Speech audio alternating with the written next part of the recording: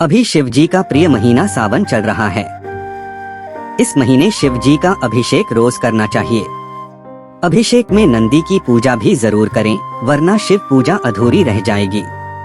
नंदी शिव जी के वाहन ही नहीं बल्कि शिव अवतार भी हैं। शिव पुराण कथाकार और ज्योतिषाचार्य प मनीष शर्मा के मुताबिक शिव जी के अंशावतार के रूप में ही नंदी का जन्म हुआ था। जानिए नंदी अवतार से जुड़ी खास बातें। ऐसे हुआ नंदी का जन्म पुराने समय में शिलाद नाम के एक ऋषि थे जो ब्रह्मचारी थे। उन्होंने आजीवन विवाह नहीं किया। इस बात से उनके पूर्वज यानी पितर देवता दुखी थे। दरअसल शिलाद मुनि के पितरों का दुख इस बात के लिए था कि शिलाद मुनि के बाद उनका वंश ही खत्म हो जाएगा। एक दिन पितर देवता शिलाद मुनि के सपने में प्रकट हुए और उनसे संतान उत्पन्न करने के कहा ताकि उनका वंश आगे बढ़ सके। पितरों की इच्छा पूरी करने के लिए शिलाद मुनि ने संतान की कामना से शिव जी को अपने तप से प्रसन्न कर लिया।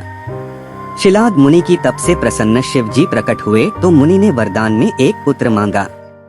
भगवान शिव ने शिलाद मुनि को पुत्र पाने का वरदान दे दिया। इसके कुछ दिन बाद जब शिलाद मुनि भूमि पर हल चला रहे थे तब खेत में से उन्हें एक बालक मिला।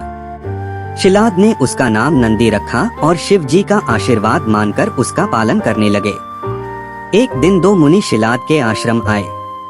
उन्होंने बताया कि नंदी अल्पायु है, इसका जीवन बहुत कम है। इस बात से शिलाद मुनि दुखी हो गए। नंदी ने शिलाद मुनि से उनके दुख का कारण पूछा तो उन्होंने नंदी को पूरी बात बताई। पिता की चिंता दूर करने के लिए नंदी ने शिव जी को प्रसन्न करने के लिए तप शुरू कर दिया। नंदी के तप से प्रसन्न होकर भगवान शिव प्रकट हुए और कहा कि तुम मेरे ही अंश हो, इसलिए तुम्हें मृत्यु से डरने की जरूरत नहीं है।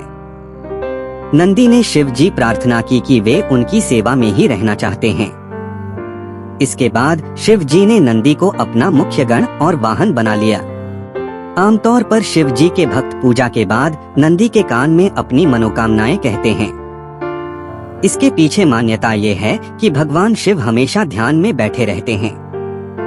ऐसे में भगवान तक हमारी मनोकामनाएं पहुंच नहीं पाती हैं।